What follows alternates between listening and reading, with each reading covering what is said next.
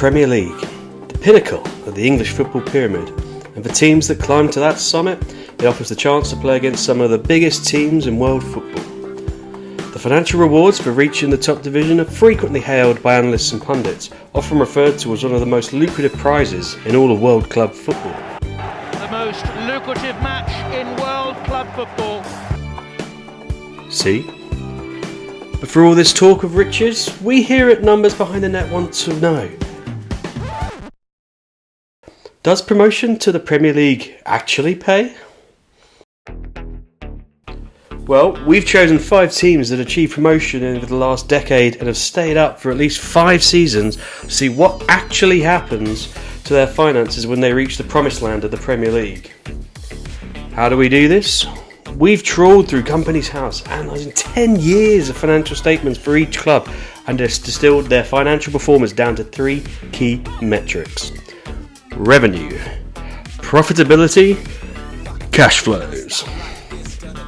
So, if you want to see just how lucrative reaching the top really is, join us as Numbers Behind the Net presents Premier League Promotion, Does It Pay? Chapter 1, The Seagulls.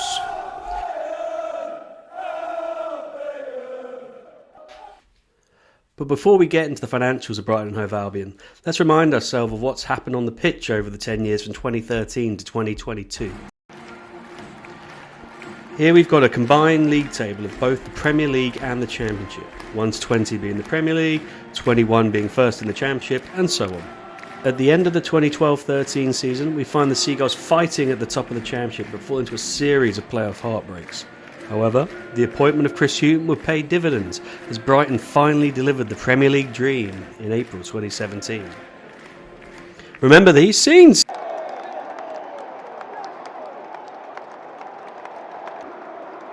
Everyone was having a dance, even the owner. Go on, Tony! The good times would continue, with Brighton retaining their Premier League status. And after bringing in Graham Potter to improve the quality on the pitch, Brighton would finish these 10 years with their highest ever league position.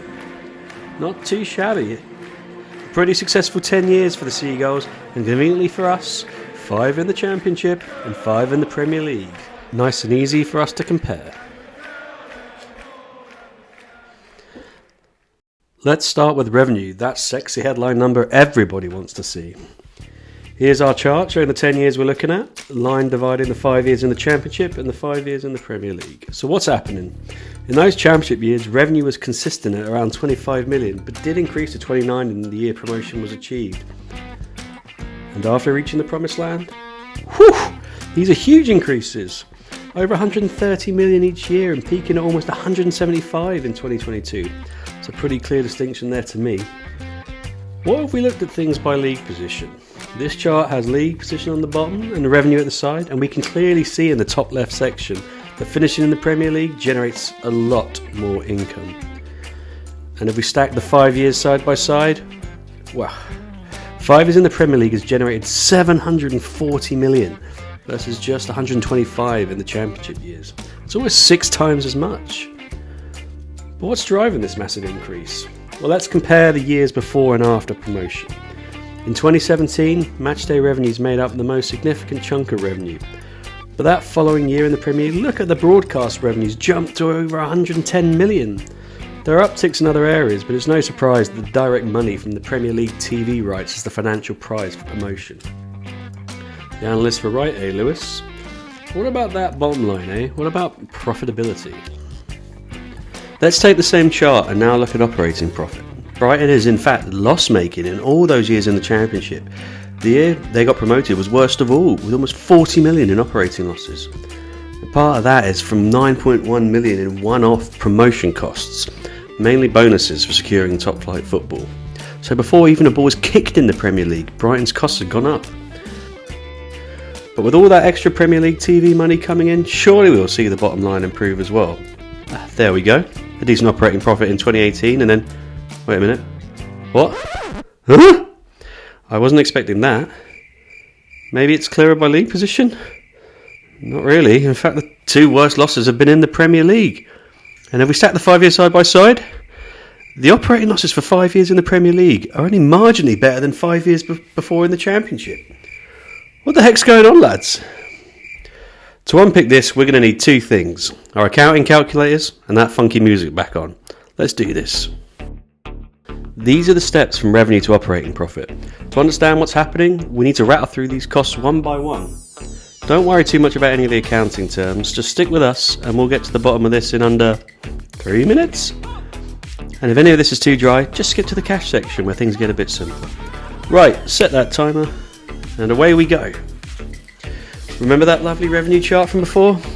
Simpler time. Let's grey that out and start working our way down. First up, staff costs. This includes wages and related costs of all Brighton Hove Albion employees, players, management and executives, ground staff, anyone on the payroll. However, it does not include transfer fees. That comes later on. If we lay staff costs on top of revenue, we see that in the Championship, these alone eat up most, if not all, of the revenue generated. And what about the Premier League? The costs jumped significantly, reaching 115 million by 2022 as Brighton invests in the team. But on a percentage basis, the Premier League years look healthier. Over those 5 years, staff costs make up 68% of revenue versus 104% in the Championship.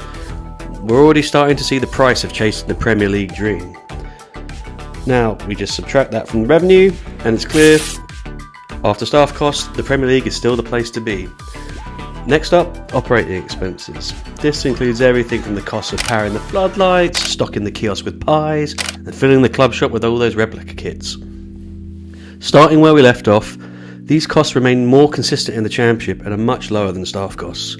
Post-promotion, these costs increase, and there's a further jump during COVID. However, from the data available, it is difficult for us to determine which increases are due to promotion and which are due to other reasons.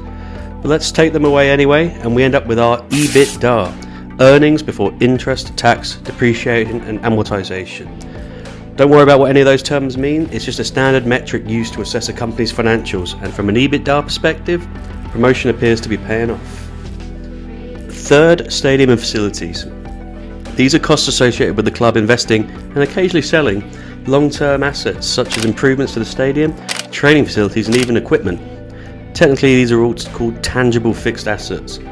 These costs actually are much smaller and aren't significantly impacted by promotion. So let's just take those away and move on to the more exciting ones. Transfer fees. Finally, we have the costs and sometimes profit associated with Brighton's transfer activity, specifically the buying and selling of player registrations. Illustrated here by the picture the player takes with the shirt when they sign for a new club.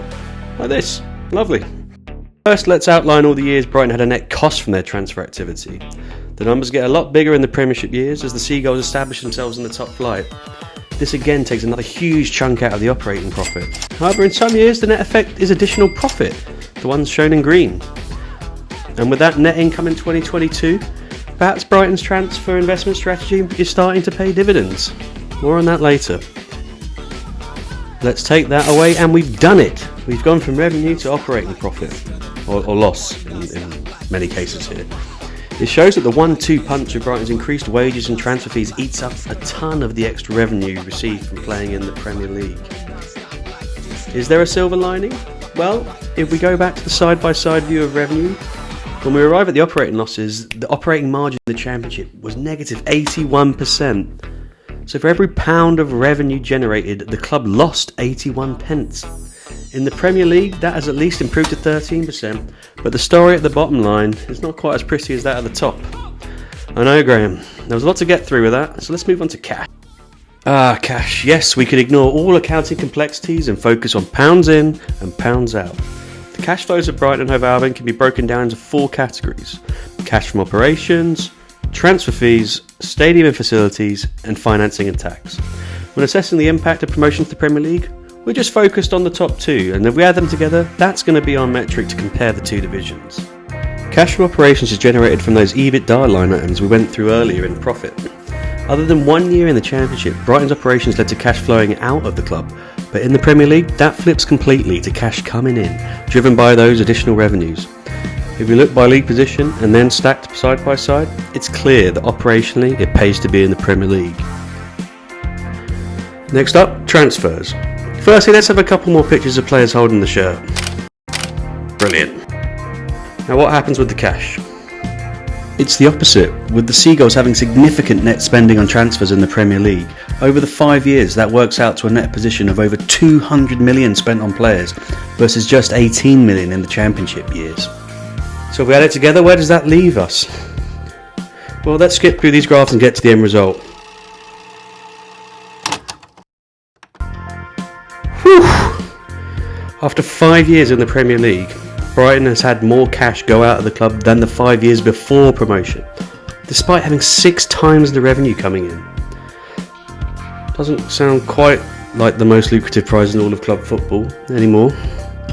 But is all hope lost? Of course not. We know that following the 21-22 season, Brighton achieved their best ever finish of 6th and secured European football for the first time. We also know there has been considerable transfer activity with some eye-watering sales, including a British transfer record. In fact, in the financial statements, Brighton states that post-year end they had generated a net 89 million in transfer fees by the end of March 23, with a further 21 million in compensation for Graham Potter and the team leaving for Chelsea. Both these things are going to massively improve the financial health of the Seagulls in the coming years. But it's clear that if you want to invest in the team to establish yourself as a Premier League club, more than the extra TV money is needed. We'll illustrate this with one final chart showing how Brighton's owner, shown here, Tony Bloom, has supported the club financially throughout the Premier League.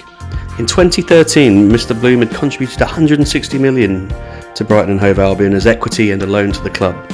By the time they'd achieved promotion, that amount had grown to 280. And despite over 700 million of revenue earned through the Premier League campaigns, by 2022, that had spiralled to almost 500 million. It's going to be fascinating to see how Brighton's investment strategy evolves over the next few seasons and whether they'll be able to continue their upward trajectory. But are Brighton the exception or the rule? Do all clubs promoted to the Premier League face the same problems? Well, join us next week for part 2 of Premier League promotion, Does It Pay? As we look at Burnley Football Club. See you next time.